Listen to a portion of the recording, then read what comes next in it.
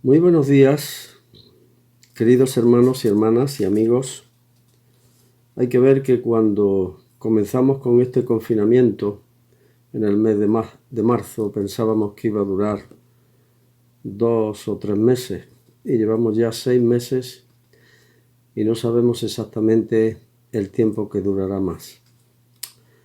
Muy bien, pues vamos a continuar con nuestro culto al Señor, considerando lo que es su palabra, como tenemos costumbre de hacer siempre en nuestras reuniones. El centro de nuestras reuniones es el Señor y lo que Él tiene que decirnos a nosotros, más que lo que nosotros tenemos que decirle a Él. Y en este sentido, en nuestro grupo de WhatsApp hemos estado leyendo y comentando últimamente los primeros capítulos del Evangelio de San Juan.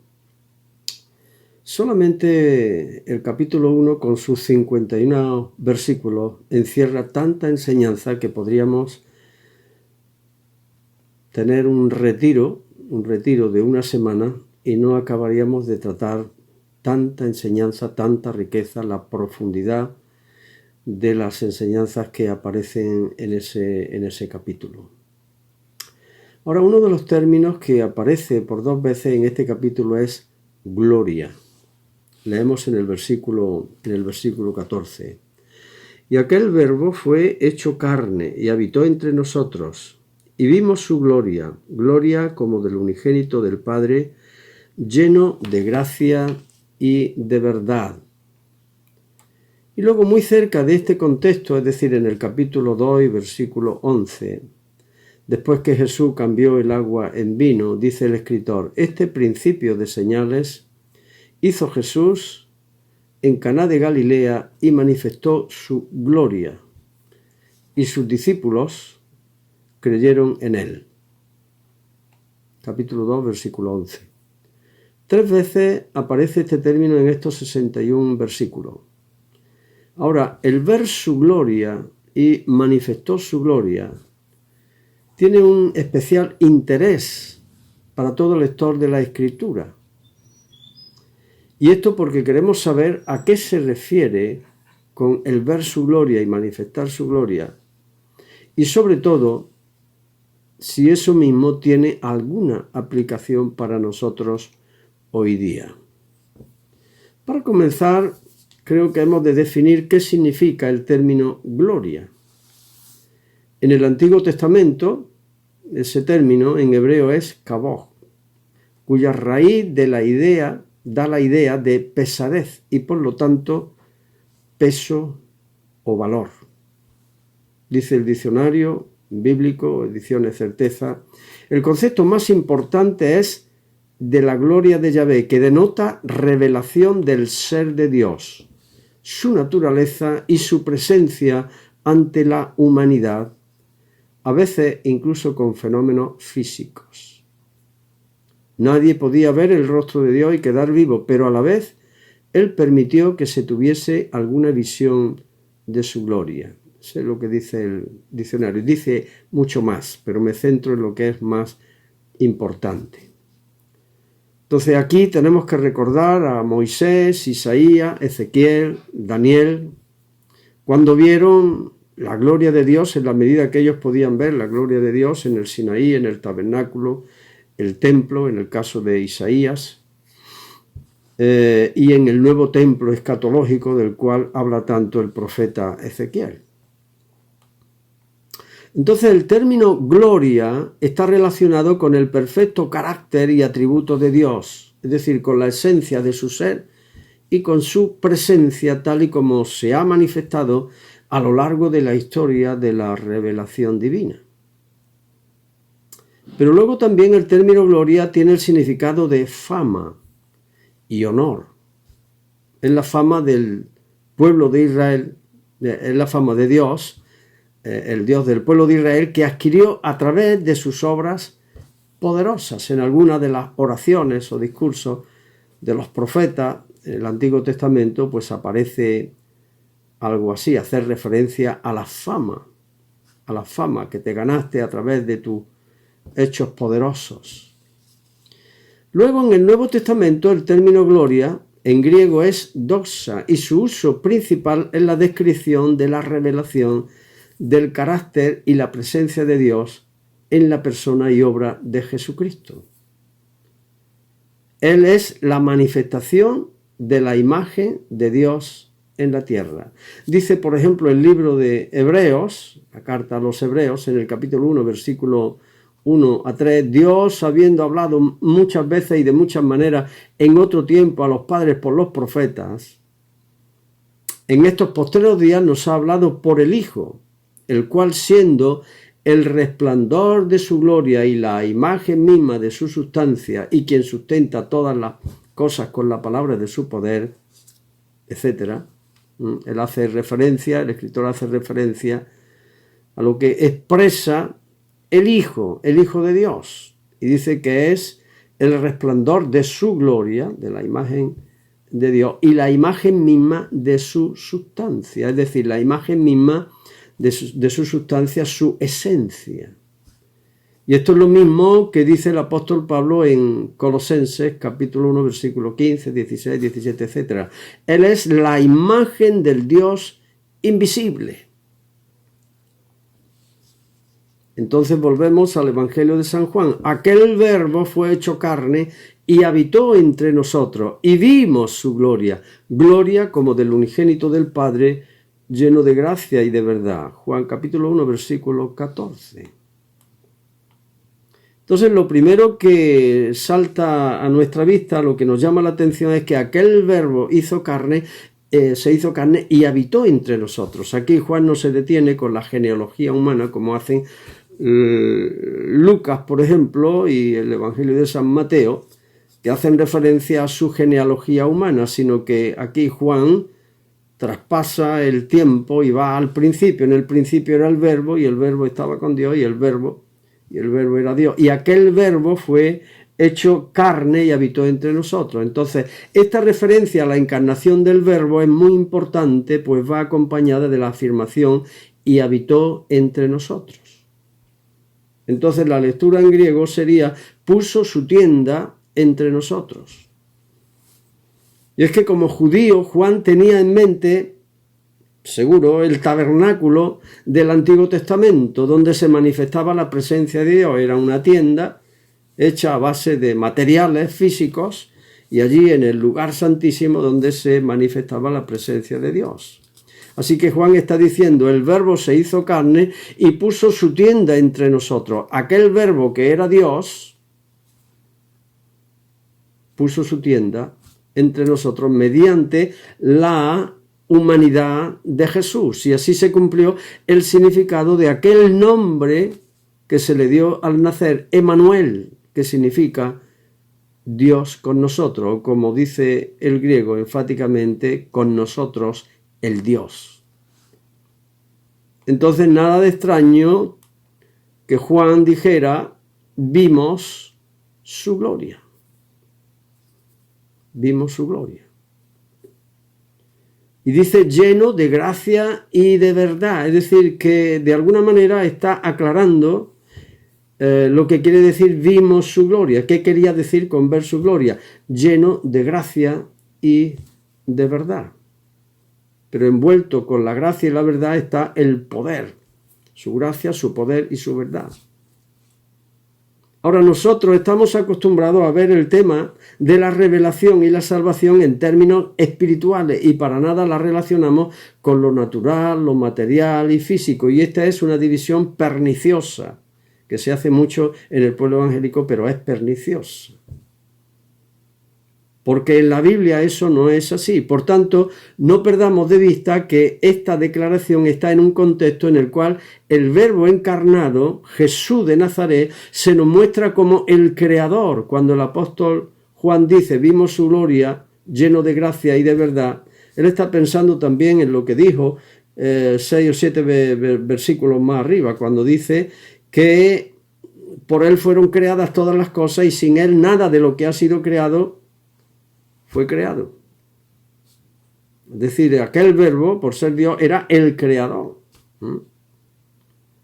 Entonces, cuando el apóstol Juan dice, vimos su gloria lleno de gracia y de verdad, esa gracia abarcaba y abarca tanto lo material como lo espiritual. De ahí que las señales y milagros que Jesús hizo estaban encaminadas a mostrar su poder sobre la creación en orden a beneficiar a los menesterosos y necesitados. Así el dominio sobre los vientos y el mar, el cambiar el agua en vino, el andar sobre las aguas, el dar de comer a miles como con solo unos panes y unos pocos pececillos, el resucitar muertos, etc., no era sino una manifestación de la gloria de Dios a través de su gracia y de su poder. Es curioso que Pablo en Romanos hace referencia a la creación por medio de la cual da Dios a conocer su poder y divinidad. De tal manera, dice que los hombres no tenemos excusa. Pero Jesús, al expresar su dominio sobre la creación, transformando el agua en vino, andando sobre las aguas y haciendo otras obras de poder, expresa el dominio sobre la naturaleza. De esa manera Jesús anunciaba que el reino de Dios había llegado y sus obras eran un anticipo de la restauración, de la liberación y de la restauración que tendrá lugar al final de la historia en la consumación de todas las cosas. Por eso leemos en Juan capítulo 2, versículo 11, dice, este principio de señales hizo Jesús en Caná de Galilea y manifestó su gloria y sus discípulos creyeron en él. Nota, manifestó su gloria. ¿Qué gloria manifestó Jesús en esta ocasión cuando transformó el agua en vino?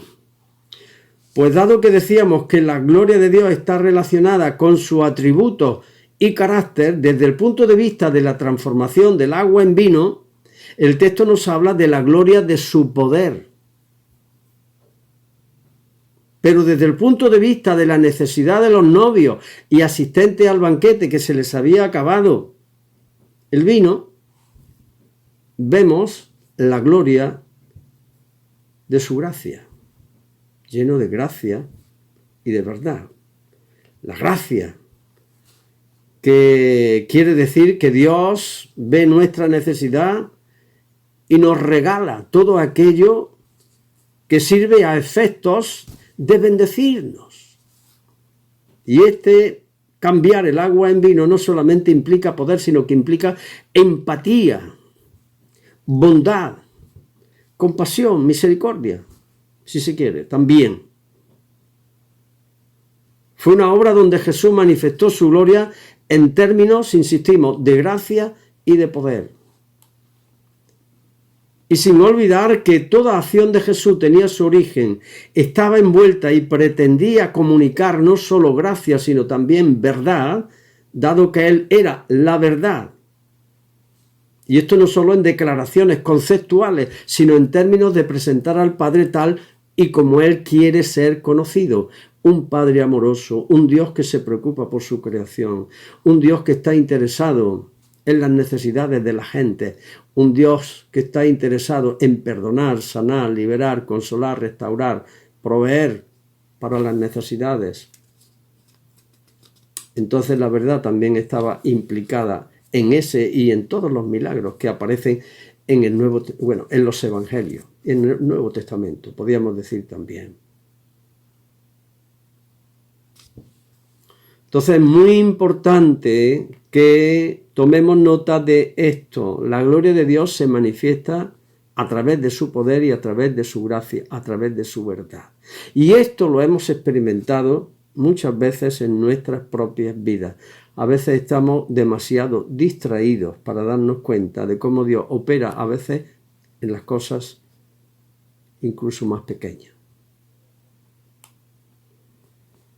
Y vimos su gloria. Y ahora vemos otra escena, por así decirlo, otra experiencia en la cual dos discípulos de Juan el Bautista vieron la gloria del Señor de una manera diferente, es decir, a través de la experiencia de relación con Jesús. Versículo 35 a 42 dice: al día siguiente otra vez estaba Juan y 2 de sus discípulos, y mirando a Jesús que andaba por allí, dijo: he aquí el Cordero de Dios. Le oyeron hablar los 2 discípulos y siguieron a Jesús, y volviéndose Jesús y viendo que le seguían, les dijo: ¿qué buscáis? Ellos le dijeron: Rabí, que traducido es maestro, ¿dónde vives? Les dijo: venid y ved. Fueron y vieron donde moraba, y se quedaron con él aquel día, porque era como la hora 10. Andrés, hermano de Simón Pedro, era uno de los 2 que habían oído a Juan y habían seguido a Jesús. Este halló primero a su hermano Simón y le dijo: hemos hallado al Mesías, que traducido es el Cristo, y le trajo a Jesús. Y mirándole Jesús dijo: tú eres Simón, hijo de Jonás, tú serás llamado Cefas, que quiere decir Pedro. Nos quedamos con la primera parte. El encuentro que tienen estos discípulos de Juan el Bautista, quienes cuando les presentó Juan el Bautista a Jesús, le siguieron, se interesaron por él, y Jesús les invitó a estar con él. Y con este punto nos referimos precisamente a esta experiencia que tuvieron 2 personas que se encontraron por primera vez con Jesús y que pasaron a ser sus discípulos, de ser discípulos de Juan a ser discípulos de Jesús.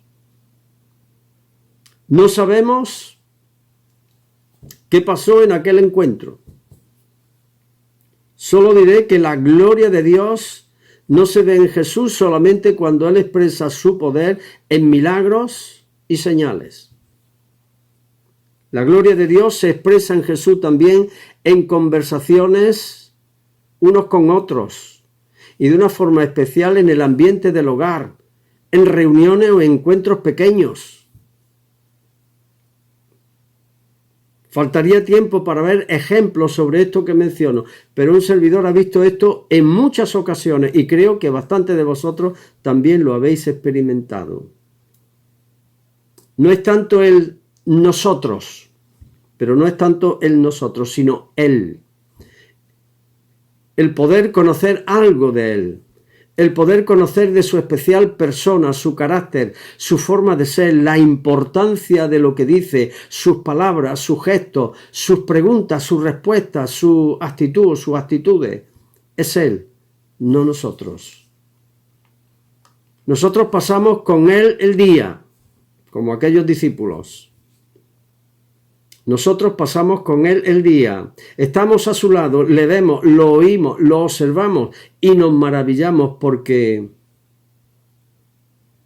el Dios que mandó que de las tinieblas resplandeciese la luz es el que resplandeció en nuestros corazones para la iluminación del conocimiento de Dios en el rostro de Jesucristo. No sabemos qué hablaron o qué temas trataron en ese primer encuentro de Juan y Andrés con Jesús, pero cuando salieron de estar con Jesús, aquellos discípulos de Juan el Bautista salieron tan impresionados que uno de ellos, Andrés, le habló a su hermano Pedro de su experiencia y lo presentó al mismo Jesús diciendo: hemos hallado al Mesías, el Cristo. Y Juan, que era el otro discípulo que había estado con Jesús, dijo muchos años después, y vimos su gloria, lleno de gracia y de verdad. No es que en ese encuentro vieran toda la gloria, pero empezaron a ver la gloria de Dios en la faz de Jesucristo en aquel encuentro, de tal manera que llegaron a vislumbrar quién era Él realmente. Y vimos su gloria, lleno de gracia y de verdad. Y al final de su evangelio, él dice: este es el discípulo que da testimonio de estas cosas. Y escribió estas cosas y sabemos que su testimonio es verdadero. Este es el que dijo lo que hemos visto y oído, lo que hemos tocado, lo que hemos contemplado, lo que hemos palpado tocante al verbo de vida. Eso os anunciamos para que vosotros también vengáis a tener comunión con nosotros. Y nuestra comunión verdaderamente es con el Padre y con su Hijo Jesucristo. ¡Cuánta pasión! Qué testimonio más vivo, más auténtico, más verdadero dio y dieron los apóstoles hasta el punto de decir: no podemos dejar de decir lo que hemos visto y oído cuando eran amenazados por la clase religiosa en Jerusalén. Así que de este hecho podemos sacar la enseñanza de la necesidad de pasar tiempos con Jesús. No será de tal forma que le veamos y estemos con Él de forma física, claro que sí, o sea, claro que no, sino sabiendo que Él, después de su muerte y su resurrección, dice la Biblia que subió por encima de todos los cielos para llenarlo todo, y por su Espíritu Santo se hace real en nuestra vida. Y los encuentros con Jesús nos enseñan primeramente acerca de Él. De ahí que si queremos ver la gloria de Dios, no corramos tras los milagros. Pasemos tiempo con Jesús. Pongamos oído a lo que Él quiere decirnos a través de su palabra. Porque la consecuencia lógica también, esto tiene una consecuencia lógica cuando conocemos a Jesús. Él dijo: venid y ved. Y estuvieron con Él aquel día. Y cuando ellos salieron, empezaron a darle a conocer a Él a otros. Venid y ved. Y eso fue lo que hizo uno de los discípulos que habían estado, uno de los dos, Andrés, fue a ver a su hermano Pedro y le dijo que habían estado con Jesús, el Mesías, el Cristo. Y en este sentido hay mucha gente que necesita conocer a Jesús. Hay mucha gente que está desesperada, ansiosa, apenada, entristecida, en una gran necesidad espiritual de perdón, de consuelo, de liberación, de redención, de esperanza. Y los que le conocemos tenemos el privilegio, el deber y la responsabilidad de darlo a conocer, Esto forma parte de la gran comisión que el Señor encargó a sus discípulos y a la Iglesia en general.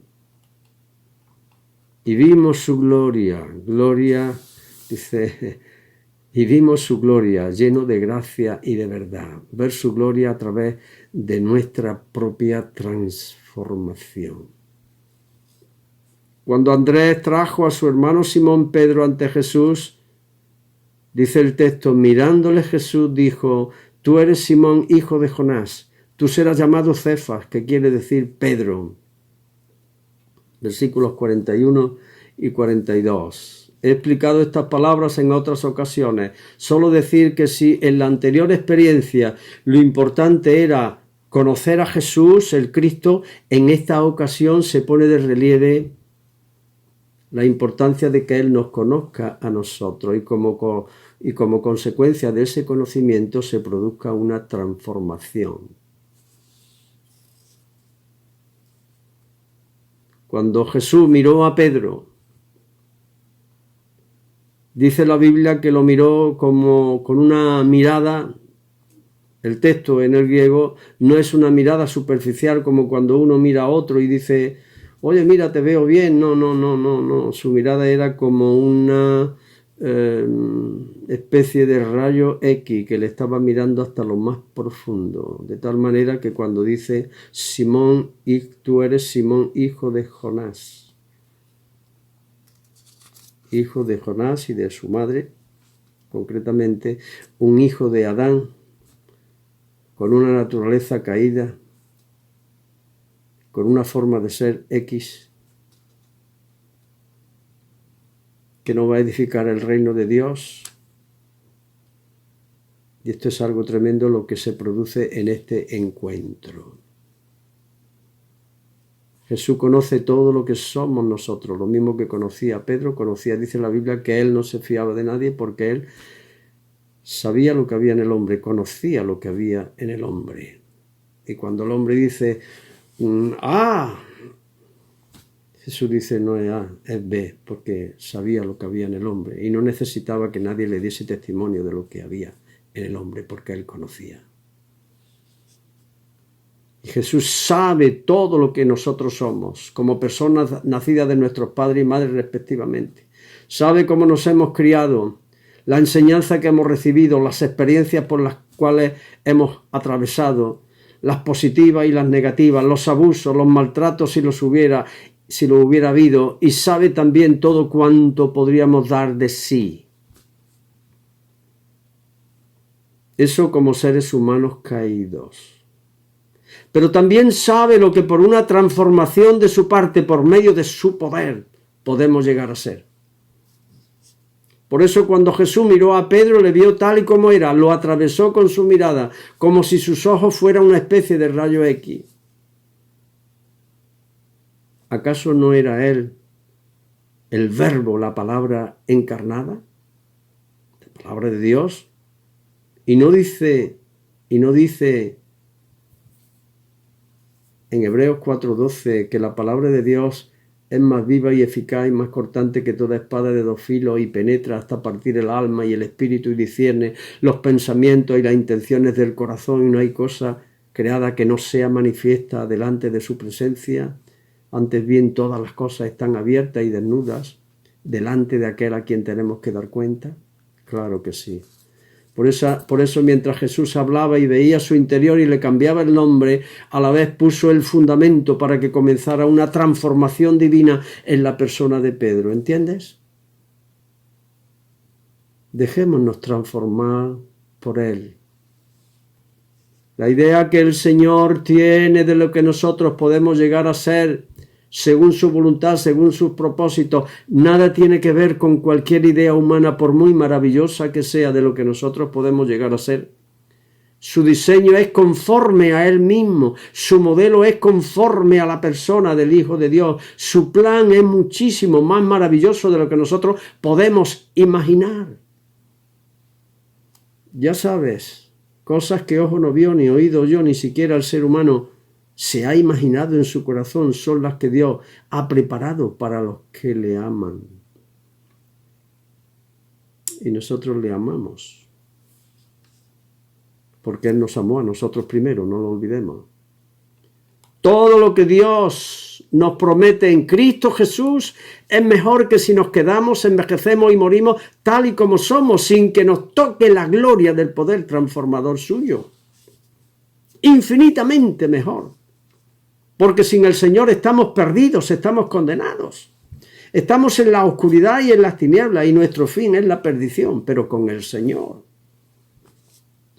la cosa es infinitamente mejor. Pero eso fue solamente el comienzo de la obra del Señor en Pedro. No será tu nombre Simón, será tu nombre Cefas, que quiere decir piedra.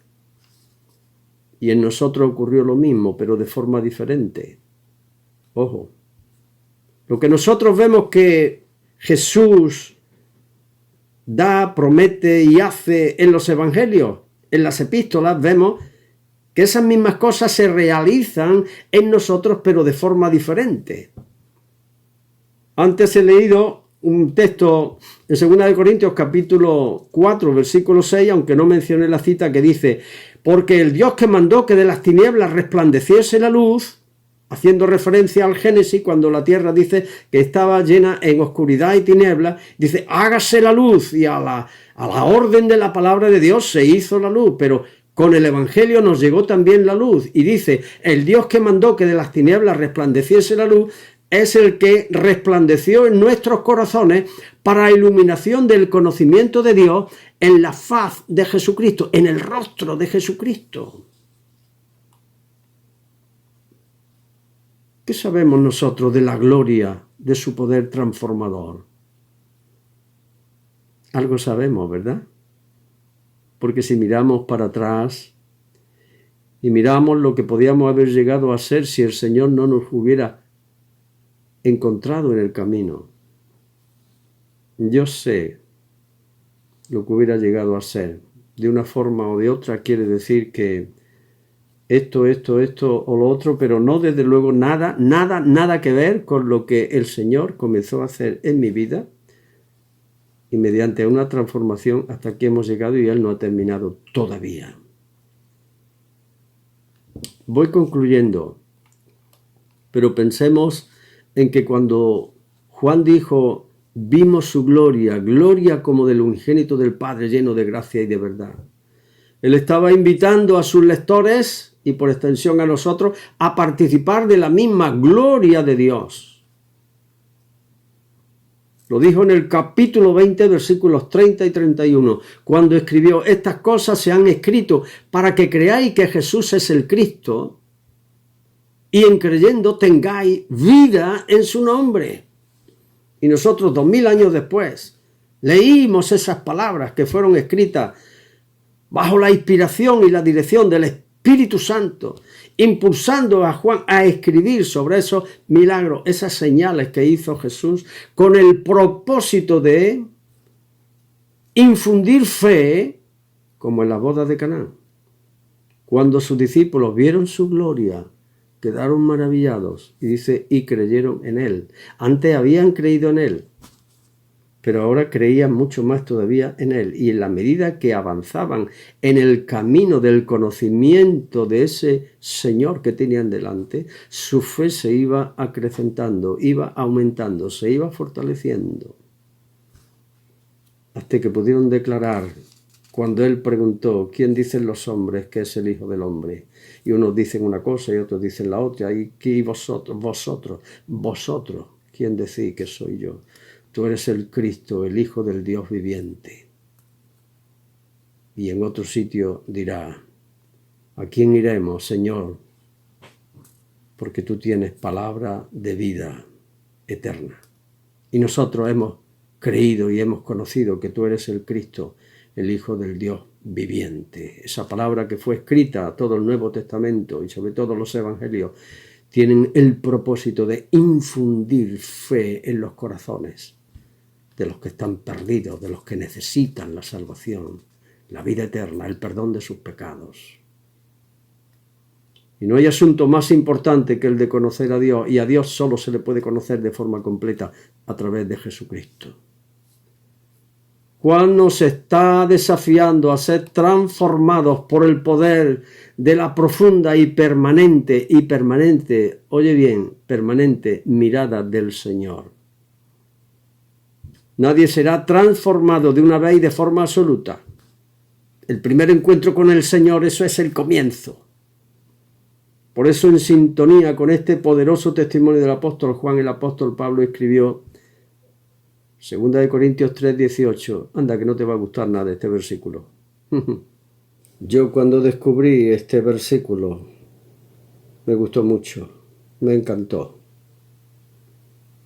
Nosotros todos mirando a cara descubierta, como en un espejo, la gloria del Señor, somos transformados de gloria en la misma imagen, como por el Espíritu del Señor. Nuestra experiencia no es la misma que tuvieron los discípulos, que vieron a Jesús, que pudieron contemplarlo, que pudieron tocarlo, que pudieron palparlo. El Verbo de Dios hecho carne. Pero el Espíritu Santo hace posible que nuestra experiencia no sea inferior, sino que sea real, que podamos, de tal manera que podemos ver su gloria, la gloria de su poder trabajando en nuestra vida, la gloria de su amor, de su compasión, de su misericordia, de su sabiduría, de su conocimiento, de su provisión. Y de esa manera, en la medida que vamos conociendo su gloria, vamos siendo transformados de gloria en la misma imagen, porque el propósito de Dios es que nosotros lleguemos a ser como el Señor Jesús. Y esto lo hace por el poder del Espíritu Santo. Precioso, ¿verdad? Juan nos está desafiando también a compartir con otros lo que hemos conocido de la gloria de Dios en Jesucristo, tal y como hizo Andrés, que salió encendido buscando a su hermano Pedro para decirle, ven, hemos conocido a Jesús, el Cristo, el Mesías, como yo hice cuando conocí al Señor y como seguramente hiciste tú también, buscando al que tenía al lado, a tu novia, a tu novio, a tus padres o a tu compañero de trabajo. íbamos encendidos a decirle: hemos hallado al Señor, el Salvador. Unos se extrañaban, otros ni siquiera nos escucharon y nos dijeron: bueno, ya te han comido el coco.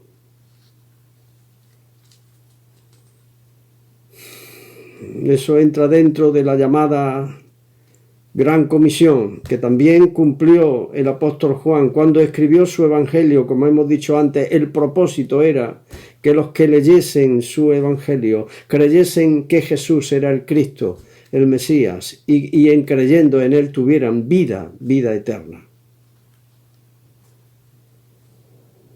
La pregunta es: ¿qué vamos a hacer nosotros con este maravilloso conocimiento? ¿Qué estamos haciendo ahora? Pero ¿y si no tienes este conocimiento? ¿Qué vas a hacer? Te vas a perder tan grande bendición. ¿Y si lo tenemos? Hemos perdido aquel gran amor que nos llevaba a compartir lo que habíamos conocido del Señor a otros. Nosotros mismos tenemos la respuesta a estas preguntas. Quizás estemos ocupados en lo que el Señor nos demanda acerca de lo que Él nos ha dado, ha puesto en nuestras manos, o quizás no. Pero la palabra de Dios, eso sí, siempre nos interpela, siempre nos confronta, siempre nos desafía para que seamos llevados a este conocimiento maravilloso y actuemos en consecuencia. Que Dios bendiga su palabra y la haga eficaz y fructificar en nuestros corazones. Amén.